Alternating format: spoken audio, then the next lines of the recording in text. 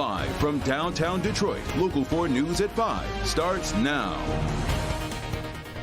Going to begin here at 5 with forewarned weather and Exact Track 4D following a line of strong storms pushing toward Metro Detroit tonight. Severe thunderstorm watch, in fact, is in effect for all of southeast Michigan, and we just got some warnings coming in. Let's get over to Brett Collar for a look at the timeline and what we should expect, Brett. Yeah, a lot of new information coming in as we speak. First of all, the severe thunderstorm watch, all of southeast Michigan until 10 p.m. this evening. But Exact Track 4D radar picking up on these strong storms, including that new warning that was just issued. It includes Livingston and Washtenaw counties. That goes until 6:15 p.m. this afternoon.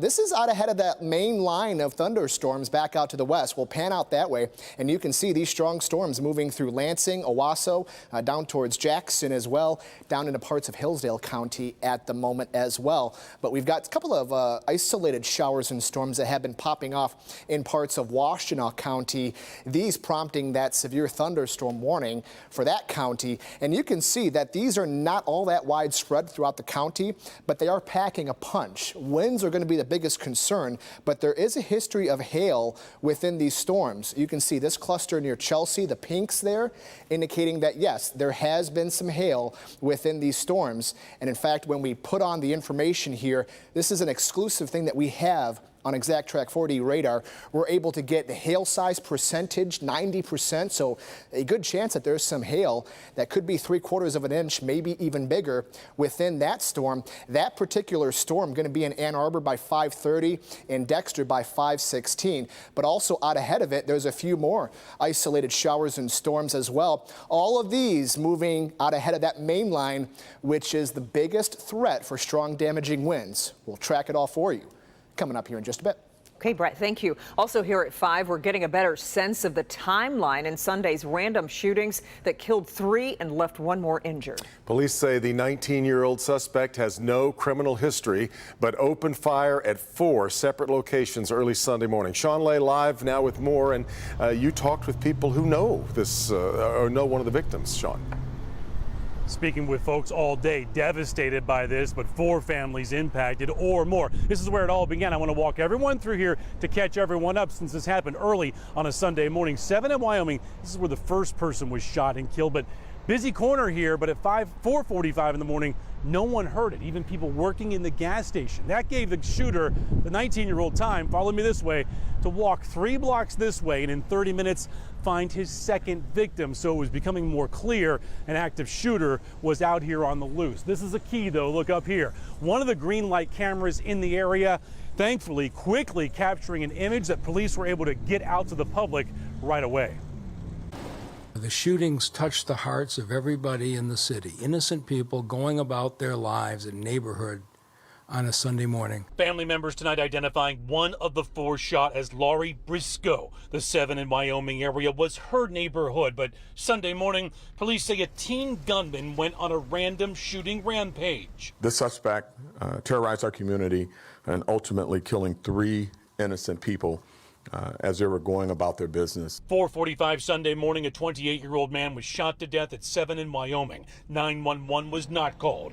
30 minutes later, police were called to Margarita and Wyoming. A woman had been shot to death. A person walking by then found that first victim back at 7 in Wyoming and alerted officers. Those officers heard gunshots that took them to Livernois. A woman in her 40s shot to death waiting for a bus. At 7:10, an 80-year-old man walking his dog was shot. He survived. Police quickly got a photo of the suspected gunman and flooded the area trying to stop the killing. The worst of all scenarios, if we didn't get him yesterday, what were we going to do about children on their way to school for the first day of classes on those same streets? A family member of the suspect calling police, leading them just blocks away to Pembroke, where police found the teen and the gun Sunday evening. We don't see any criminal history at this time, and we have some indication that there is mental illness. Stick with us now, because coming up at 6 o'clock, we continue to dig into who this 19-year-old suspected shooter is. We continue to look for people to talk to about the 3 lives lost, 1 person shot and killed. We also have a one-on-one interview with homicide commander in Detroit, Mike McGinnis, talking about how technology early on, and not just the cameras, he believes, help save lives. Back to you. All right, Sean, we will see you at 6. I'm Priya Mann with breaking news out of Farmington Hills, where a mother of 6 has just been charged in a crash that killed her 3-year-old, and police believe the woman was driving drunk. Take a look. Shelby Ellis is on the bottom left of your screen. The Inkster woman is accused of driving drunk with her 6 children in tow. Prosecutors say Ellis blew a .26 way above the legal limit, which is only .08. The crash happened around 2:30 Saturday morning in Farmington Hills. Police say the 29-year-old mother was driving northbound in the southbound lane of Inkster Road. Ellis crashed into a car heading westbound on 8 Mile before finally coming to a stop. Her 6 children were in the car, all of them under the age of 10, the youngest being just 8 and 18 months old. The 3-year-old child who died was not in a car seat or using a seatbelt. After being taken to the hospital to be checked out, Shelby Ellis was booked in jail. The 5 siblings are now with their grandparents. Ellis is due back in court in a few weeks. I'm Priya Mann, Local 4. All right, Priya.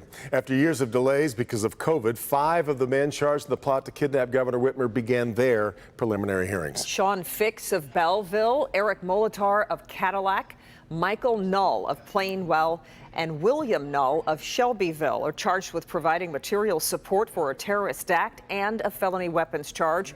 Brian Higgins of Wisconsin is charged with providing material support for a terrorist act. Jason Colthorpe has been monitoring the hearing and is in the newsroom with the latest. Jason. And Kim, that hearing just wrapped up for the day. This pretrial is in Antrim County District Court. It's expected to go the entire week. A lot of details we have heard before from the 2 previous federal trials of the other men involved. The state's first witness was a special agent with the FBI who testified about the 7-month investigation in 2020. They focused on the June 2020 meeting in Dublin, Ohio for militia leaders to promote the Boogaloo movement, or another civil war. That meeting was hosted by Barry Croft, who was convicted 6 days ago for plotting to kidnap Governor Gretchen Whitmer. They talked about the justification behind why they'd be able to kill people, the justification for political violence, how now is the time. They talked about Governor Whitmer, how she was a tyrannical governor, and some of the success they had getting the legislature to listen by storming the Capitol, but how they needed to do more, how they needed action, and they needed to recruit operators who were willing to take action. Despite several objections, the judge allowed recordings by the FBI's confidential source of that meeting to be admitted. I'm getting ready to level buildings, burn houses down with that inside of it, and I'm getting ready to put it there so you can all see. Listen, you want to terrorize me? I'm going to terrorize. Attorneys pointed out the only defendant at that meeting was Bill Null. There's been no foundation of an ongoing conspiracy. They went to a meeting. One person stands up and says some crazy things. I don't know how that's a conspiracy. Prosecutors say later that year, 4 of the defendants were in Antrim County doing surveillance on the governor's vacation residence. The 5th, Sean Fix, was in touch by phone. And again, we expect this to go the entire week. Today, they only got through direct examination of that first witness on the prosecution. And I should also mention Pete Musico and Joseph Morrison of Munith and Paul Millar of Milford are already being tried separately in Jackson County. They're slated to go to trial in October. So we're watching both of these happen as we move forward. Devin? All right, Jason. The timeline for repairs being pushed back again on the broken water main that sparked the boil water advisory. Crews were hoping to have the broken pipe fixed by Saturday.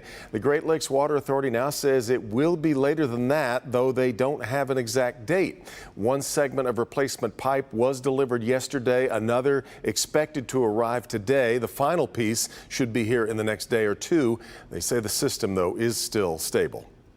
Well, a whole lot of excitement and maybe a little bit of anxiety for the tens of thousands of students who attend Detroit Public Schools. Today was the first full day of classes, and as our Pamela Osborne reports, students are back in the classroom and noticing some changes. There was plenty of excitement on this first day that starts the new school year, and it's a more normal school year, one that students might be used to or have to get used to. How many of you woke up just excited to come to school today? After a long summer break, this group of Hutchinson Elementary School students are ready to get back in the swing of things. Some spent their time away from the classroom still learning. 2 times 5 is? 2 times 5 is 10. Let's go. Good job. You did not get rusty over the summer. Things look and feel different this year. No masks, no social distancing, and no COVID testing required. But it's really time to get back to the work of student achievement and allowing students to come to school to focus on learning, not managing COVID. Last year, 80% of students attending Detroit Public Community Schools were chronically absent. That's due in part to COVID protocols, which forced students to isolate when a positive COVID case was detected. Enrollment for the district is also up this year. Hectic but excited at the same time. I have 4, and my 4-year-old, she's starting preschool this year, so it's excited just to get clothes out, pack bags. Happy first day, everybody. Superintendent Dr. Nikolai Vitti made the rounds today with School Board President Angelique Peterson welcoming kids back. The first day's, sometimes always the best day. It's just a new beginning, a new way to just engage students, meet the new students returning. There's always a positive energy, I think, to opening day. With students back in the classroom, the emphasis now is on academic improvement, and they are expecting to see that. Reporting at Hutchinson Elementary, I'm Pamela Osborne, Local 4. Great, Pam, thank you. And the district, by the way, is adding 17 new classrooms this school year.